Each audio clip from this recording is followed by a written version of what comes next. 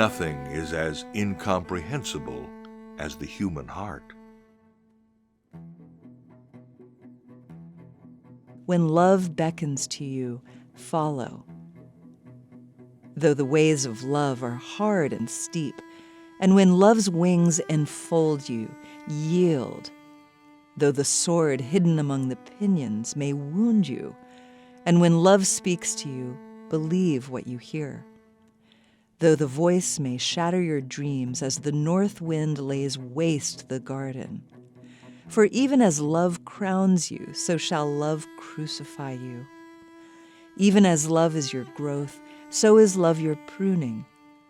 Even as love ascends to your height and caresses your tenderest branches that quiver in the sun, so shall love descend to your roots and shake them in their clinging to the earth. Like sheaves of corn, love gathers you up. Love threshes you to make you naked. Love sifts you to free you from your husks. Love grinds you to whiteness. Love kneads you until you are pliant. And then, love assigns you to the sacred fire, that you may become sacred bread for God's sacred feast. All these things shall love do unto you, that you know the secrets of your heart, and in that knowledge become a fragment of life's heart. But if in your fear you would seek only love's peace and love's pleasure, then it is better for you that you cover your nakedness and pass out of love's threshing floor into the seasonless world where you shall laugh, but not all your laughter, and weep, but not all your tears. Love gives naught but itself, and takes naught but from itself. Love possesses not, nor would it be possessed. For love is sufficient unto love. When you love, you should not say, God is in my heart, but rather, I am in the heart of God. And think not you can direct the course of love, for love, if it finds you worthy, directs your course. Love has no other desire but to fulfill itself. But if you love and must needs have desires, let these be your desires. To melt and be like a running brook that sings its melody to the night. To know the pain of too much tenderness. To be wounded by your own understanding of love, and to bleed willingly and joyfully. To wake at dawn like a winged beast and give thanks for another day of loving. To rest at the noon hour and meditate love's ecstasy. To return home at eventide with gratitude, and to sleep with a prayer for the beloved in your heart and a song of praise upon your lips. What I mean by emotions is something coming from the body somewhere that is registering the quality of our conscious experience of reality. So consciousness and reality are both contributing. I mean, if a truck runs over your toe, you have emotions about that. If somebody is scaring you to death, you have fear emotion.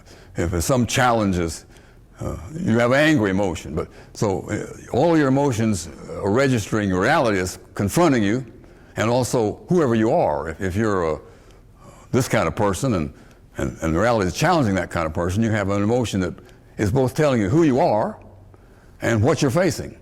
Anyway, emotion is a great capacity had even by cats and dogs and all the mammalian species. All the mammalian species have strong emotional feelings. And those emotional feelings help you make good decisions about reality. If you had part of your brain destroyed and no longer capable of emotions, you would be very much handicapped in making decisions. But emotions are that kind of a feeling that's a very sophisticated part of your brain and a very sophisticated part of your life. While those other feelings that you mentioned, like sensory feelings and feeling your emotions and feeling pain and so forth, those are more ancient in your evolution. Your sexual feelings go way back to the reptilian part of your evolution, and way on back even further, I think. your amoebas felt pain and pleasure and so forth. So feelings is an enormous topic. Emotions are a highly developed form of feeling, had only by the mammalian species in full intensity. It may be a little bit of mammalian, a little bit of feeling, emotional feeling in reptiles, but it's minimal. Your reptiles just cannot be the same kind of pet as your dogs and cats, because they just do not have that emotional quality that allows that kind of emotional connection with you. While the dog or cat will snuggle up to you as just a very important part of their life, and so on. The truth of which is to be tested out in your own life by looking with your own consciousness inside your own body and seeing if what you name as emotions are not that kind of signal as to who I am and thinking about what and what I'm facing and how the relationship is registering to me. Our body contains, and it is human consciousness. It's the expression of human consciousness. It speaks, it listens, it delivers, and it carries us wherever we need to go. It takes care of us. I admire it, I think it, every day more and more. There is something that I really want to convey to people, and it's whoever's listening, is that the body is the final frontier. It's not out there somewhere. It's in the body. We need to go in the body to grow spiritually. It's in the body where we learn what we need to learn to expand our consciousness. And feeling comfortable in the body, it's really where it's at. I dialogue with the body because it's a dialogue. I hear it, I listen to it, I speak to it, it speaks back to me. So things are always happening in the present. And so consciousness, the way that I started to become informed that the body is my best friend and probably my greatest teacher of all is that I started to listen to my body, and I started to realize that I am a steward of my body. I need to take care of it because it is constantly giving me feedback on what I'm doing right or where I'm lacking, where I'm not giving enough, or where things are just not happening in the way that are supporting me. So then it's instant feedback, and I can feel the body. I respond emotionally. I have gut reactions, or I have even just the idea of sweating, the idea of body temperature, all of these things of the body. These are messages. Consciousness is a process of creation. It's this igniting, this process of ignition. It is not something. It's not a static thing. It's not something that can be contained. It is an experience. Consciousness is an experience of creation. It is how creation experiences itself, how it continues to receive feedback from itself and to continue to create. The name of the book, Let Your Heartbreak Be Your Guide, Lessons in Engaged Contemplation. The first part of the title comes from one of the stories in the book. And the story is this, that after giving a talk in London a few years ago at this beautiful Center for Peace and Reconciliation, and a young woman approached me to have a conversation. And she came with some serious vocational questions that young people often ask. What am I going to do with my life? I feel lost, unhappy. I would like to do something meaningful in this world that seems to be falling apart. And as I sat with her and listened, I didn't feel that I had anything. But I remember the advice that I actually got early on from Angie Harvey, who said, people might be telling you to do what gives you, joy or happiness. And he said, don't follow your bliss. And he, I'm sure, was referring to like the famous bumper stickers, follow your bliss. Don't follow your bliss. Look where that has gotten us to. Follow your heartbreak. Let your heartbreak be your guide. And so that's what I said to her. And then I forgot about that conversation. I remember almost actually missing a flight back to New York because we talked for so long, but I forgot about that conversation until a few months later, where she emailed me and told me what happened.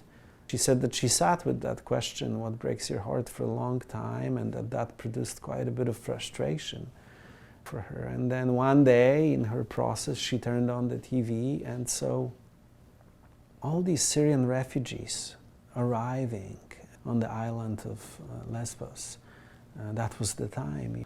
And something, just when she saw those images of children, women and men, she just felt completely shattered. Without telling anyone, she booked a ticket and went there and just joined the efforts, picking people up from the Mediterranean Sea. And she said that being there and witnessing that completely devastated her, but it also put her in touch with joy.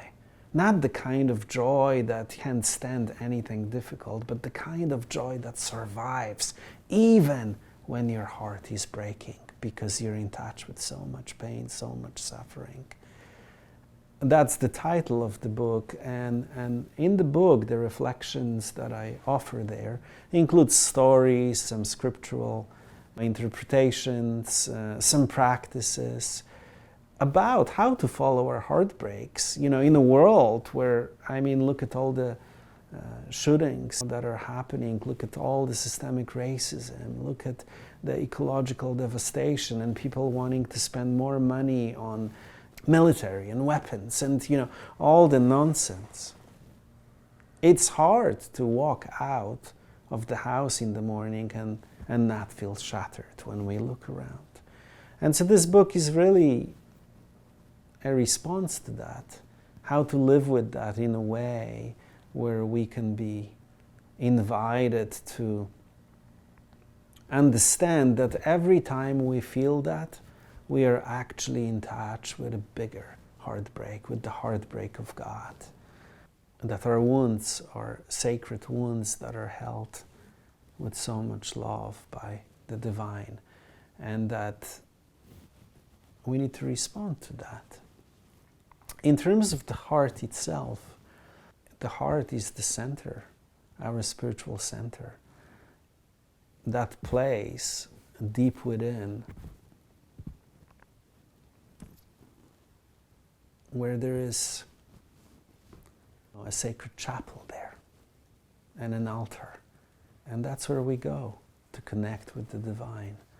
It's that place in us where our body, our mind, our thoughts, everything can kind of come together there in a beautiful way. We can become a mirror of the divine light, where we can reflect that into the world. If we do our work, our inner work of spiritual practice, even though in the Christian tradition, contemplation is not something we accomplish, it's a gift. But the work that we need to do is the work of preparing ourselves, so when that presence is available to us, we can actually receive it, so we won't miss it. Ty has a book called The Sun, My Heart, where he talks about we have our personal heart, but we also have an external heart. If our heart stops beating, we will die. But if the sun stops, we'll die. Not only is the heart also the mind, but the heart isn't just the heart beating in our chest. That's another, this sense of the boundlessness of the heart. We rely on all these other things to keep us alive, just like our heart. So also not only identifying our physical heart as our heart, but the sun, the moon, the stars. planet. One thing that's interesting, just etymology, language-wise, is that mind, what's translated as mind in English from Asian languages, from Chinese, for example, is actually, in Chinese, it's the character is mind-heart. It's both. We don't have that concept that your mind is your mind and your heart, that it's both, that the mind is the heart. The heart is the center of vast intelligence, wisdom. Random thought, but we have this dog. She's all black except for this white streak down her chest. And I've been noticing how common that is in animals, in horses. This always, why is it right here in the chest, right? I don't know, I can't imagine that that's a coincidence, but the 4 Brahmaviharas in Buddhism, 4 elements of true love: loving kindness, friendliness, compassion, joy, equanimity, or inclusiveness. These 4 faces of love, they're said to be immeasurable. You can grow them without limit. You can become boundlessly loving and friendly, boundlessly compassionate, boundlessly joyful, limitlessly equanimous. And I love that framing, because it's like your heart, we can grow our hearts so that there is no boundary anywhere, so that there's nothing that is left out of our hearts. That's what I want. Good work. That's what my heart wants.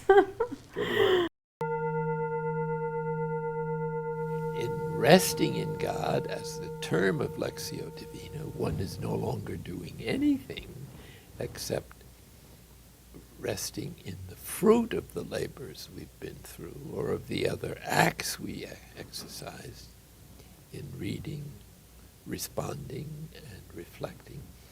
And now there's nothing more to do because we've said all we want to say. So what do? Nothing but just rest. But your attentiveness has become spiritual, so you're not doing a particular thing, but in a sense you're doing everything, or at least a comprehensive surrender to reality that is sustained by the memory or the attitude of enjoyment or appreciation or gratitude or surrender or adoration or thanksgiving of the mystery or the aspects of the mystery that have captured your heart. And so resting always involves the movement of the heart to love God, and love is not exhausting. It gets energy by exercising it. There is nothing to do. I rest in the infinite stillness so God can have a chance. There is nothing to do. I remain in the infinite stillness so God can have a chance. There is nothing to do. I rest in the infinite stillness so God can have a chance. Am I willing to surrender to love? Am I willing to let heartbreak be my guide? What if my purpose is simply to rest, to breathe, to remain empty and available for this force of love communicating through this incomprehensible heart beating in my chest, to allow this force to guide my life? What if my task is simply to get myself and its clinging out of the way so that I can surrender to this deeper flow? What if? There is much to give away. There is so much not to do. Let's get started.